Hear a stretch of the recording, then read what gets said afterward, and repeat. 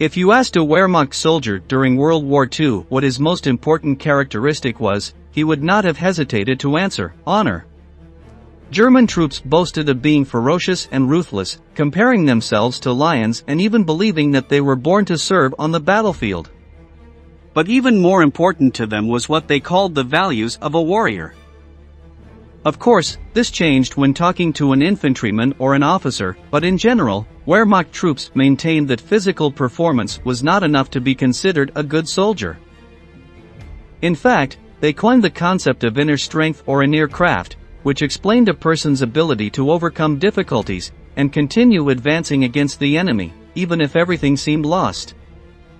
Adolf Hitler's generals knew very well the value of morale in their own men, as well as the effect of propaganda on the minds of their enemies.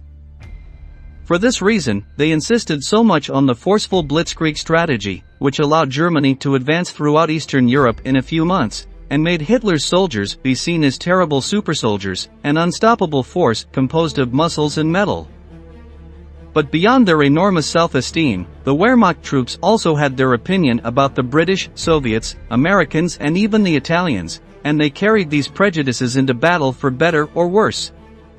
In this new episode of Military History, we'll tell you how the German soldiers saw their enemies, what they believed were their virtues or their defects, whom they respected, despised, or even feared. But before continuing, we want to introduce you to our new channel, Military Might. Here we'll explore the extraordinary world of the armed forces, armored vehicles, weapons of mass destruction and the most important military conflicts of today. You'll find the link to subscribe in the description of the video and in the first comment. Are you ready? Let's get started. First of all, it is important to clarify that these views on the Allies were not garnered from SS officers or members of Adolf Hitler's party, who deeply detested anyone who was not Aryan or German. What you are about to hear was compiled thanks to different recorded dialogues with Wehrmacht soldiers, in many cases prisoners of war, who did not necessarily coincide ideologically with their National Socialist superiors. It may surprise you, but many German soldiers greatly respected the British troops, mainly the infantry.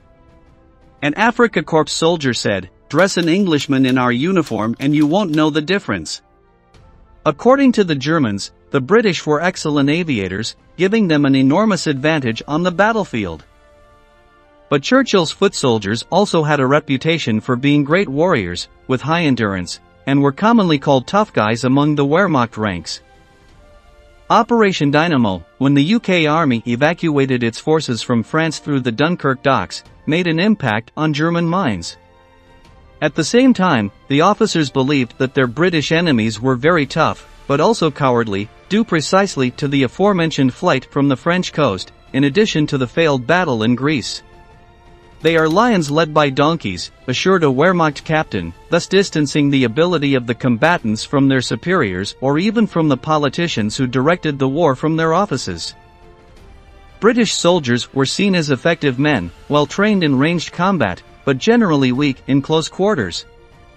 Above all, they were described as disciplined and fair, although, at the same time, the Germans considered this a weakness, since the doctrine taught in the Wehrmacht was that a soldier should be able to make his own decisions, without having to depend always on the order of a superior. Despite the lack of initiative, for a German in World War II, there was no more worthy opponent than a Briton, to the point that there were those who wished that Churchill had accepted Hitler's peace offer, fantasizing about a joint army that would be unstoppable. Do you think that if this had happened, the Allies could have defeated the union between the United Kingdom and Germany? Leave your opinion in the comments below. Quite the opposite could be said of the Americans, but before we get to them, let's see what the Germans thought of their closest neighbors, the Soviets. The case of the Red Army was profoundly paradoxical for the German soldier.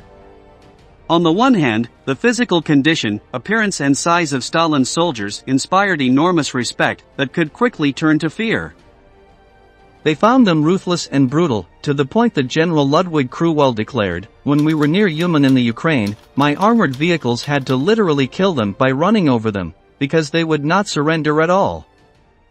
The characteristic of the Russians that managed to instill terror among the Germans was the enormous sacrifice with which they fought, a deep conviction of giving up their lives for their motherland. Cromwell himself assured, "A soldier who fights for his country with uncompromising harshness cannot, in any case and especially in the eyes of the higher ranks, be considered a bad soldier." This clearly coincides with the Wehrmacht's code of values. However, beyond all this deep respect, the Germans considered the Soviets to be extremely brutish and old-fashioned, barbaric and savage people, far removed from the civilization and technological superiority that Hitler's soldiers displayed, who, according to themselves, represented a future that was opposed to everything that Stalin, communism, and the Red Army were. Still, no one could sink lower in the eyes of a German than the Americans. They even preferred the Soviets, as old-fashioned as they were, since they considered them warriors. In the case of the United States, Wehrmacht soldiers believed that all they had was technology and weapons, but that they lacked all the respectable qualities and values in a peer or an enemy. In fact, the nickname for the Americans among the German ranks was the Pigs, who, although they had numerical and material superiority, in terms of weapons or vehicles, lacked discipline, training, or effectiveness. Even German officers showed no respect for the US military. For them, the Americans won simply because they threw wave after wave of men, right into the enemy lines, until they managed to break through the defenses. One of the examples that demonstrates this thought was the Normandy landing itself, when the Allied forces lost 10,000 soldiers, mostly Americans, because the strategy was to throw the infantrymen against the bunkers on the beach. From the Wehrmacht's point of view, this tactic showed how little interest the generals had in the lives of their own men, which they found somewhat unpleasant. In turn, they considered that Americans lacked inner strength. Although this concept has been used a lot, it is not entirely clear what the Germans were referring to. It could be interpreted as the will, initiative, morality, or even the warrior spirit that, as we have already seen, led the Germans to respect the British or the Soviets. It becomes clear that the kind of values that the Germans emphasized in their enemies were those that they considered best in themselves. Perhaps war is nothing more than a huge mirror, where man looks at himself to discover that, although he shoots at the enemy, he ends up killing himself. The respect that the Germans had for the British and the Soviets was due to their cultural similarities, while they detested the Americans for strategies that the Führer himself used indiscriminately, for example, in the campaign against the Soviet Union or the Battle of Britain. Thank you very much for joining us in a new episode of Military History. Until next time.